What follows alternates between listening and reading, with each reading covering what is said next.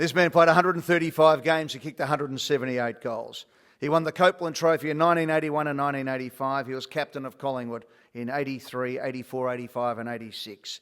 He was All-Australian in 1980, the most courageous player in 82 and 85, the most consistent player in 1981, the leading goal kicker in 84 with 53 goals, and also played 66 games and kicked 58 goals for Brisbane. But the one thing that I always think of when I think of Mark Williams was his courage, his tenacity, his love for the jumper, and his love of Collingwood. And many people would identify Mark as a Port Power person, and so they should. What a great tradition he has with his family right throughout there. But Mark used to ring me up and tell me, I ran Victoria Park every time I come to Melbourne. He said, my name's not up there with all the other people. I qualify, I won a Copeland Trophy. So sure enough, we put his name up there, and the next week when he ran round, he saw it and rang me and said, thank you very much, it's a great honour.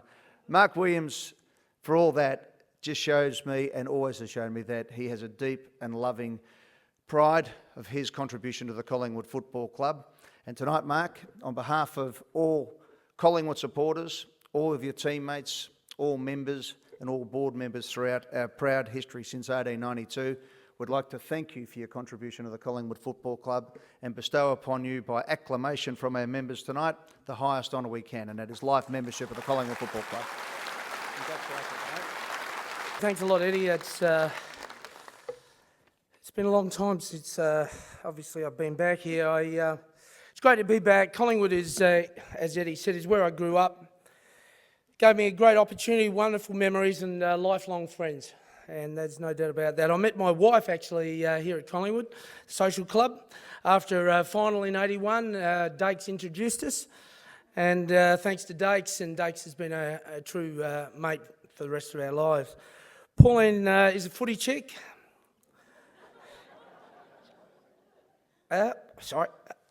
She loves the game and has come to almost every game that I've been involved in. And together with her and my family, and especially my kids, it's the reason why I've done what I've done. So thanks very much. That's the emotion out of the way now.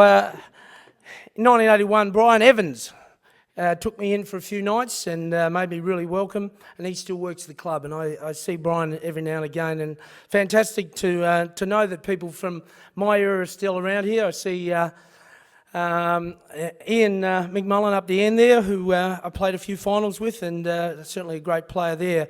I also, some person you may know is Desley. I don't even know her last name, actually. She works for you guys, and she was the girl that walked around with my name on the back of the duffel coat. We became friends, and I now see her working with you guys, handing out the drinks and organising the food for after the game. And she's just been a wonderful supporter of mine, but certainly of Collingwood. And that's what Collingwood have, a lot of stars, a lot of people doing stuff in the background that us as players have got to always appreciate. The club organised also for me to be boarded out, and I got boarded with the football secretary's family. So Sandy Williamson and Helen Bob and their boys, and we had wonderful days together, and they really looked after us and made us part of the family. So I kind of understand what some of you interstate players have gone through.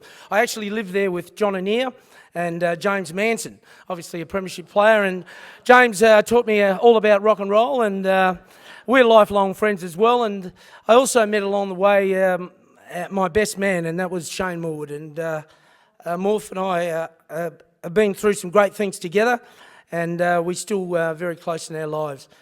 Footy clubs are about about people and relationships, and that's the great joy that you get to my age and you can look back and say, gee, you had a great time. I love catching up with any of the players, any of the staff, any of the supporters of my time. I saw a few blokes on the way in and want to have a chat, and believe me, I'm not as mean and as ugly as you might think I am. I'm very happy to talk to you, and that was highlighted on the night of Collingwood's night Collingwood Forever night, and that was just fantastic to get back and see all the players and all the board members and all the other people that I haven't seen for such a long time. And, I could feel a real gap in my life being filled that night, so that was great. It certainly was the absolute honour to be captain of Collingwood, and together with playing with the 1981 grand final. They're the absolute highlights of my playing career, and I'm forever in Collingwood's debt for that. So thank you very much. This is a little bit political statement for Eddie, I suppose, but in the 135 games that I spent in just 6 years, I had 5 coaches, had 3 presidents and 4 CEOs. Nothing to be really proud of, I don't think, as a club, and it's great to see what Eddie and his board has done for this great club, for the stability and the modern era has enjoyed, and I guarantee it's a hell of a lot easier being a player, being a coach, with a board that sticks together and a club that sticks together close. So again, that's made me proud. I've been around, I've been at other clubs, but there's no doubt that there's certainly a place for Collingwood in my heart. My only Guernsey that hangs in my home is my Collingwood lace-up Guernsey, and so no one could be prouder to be a life member of Collingwood than me. Thanks to Eddie and the voting committee. Good luck to Bucks and the boys this year. Hope to see you around at the games and functions, and thanks again, and go Pies. Thank you.